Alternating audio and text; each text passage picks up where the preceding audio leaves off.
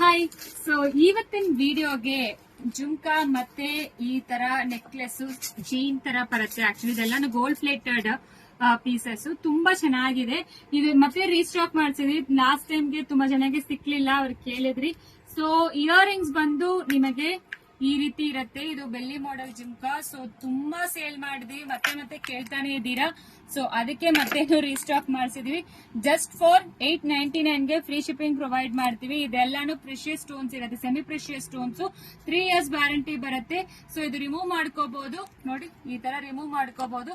ನಿಮಗೆ ಮೇಲೆ ಇದು ಮಾತ್ರ ಸ್ಟಡ್ ಮಾತ್ರ ಸೆಪರೇಟ್ ಸಿಕ್ಕತ್ತೆ. ಜುಮ್ಕಾ ಇದ್ರ ಜೊತೆ ಸೇರಿಸಿ 899 ಫ್ರೀ ಶಿಪ್ಪಿಂಗ್ ಪ್ರೊವೈಡ್ ಮಾಡ್ತೀವಿ.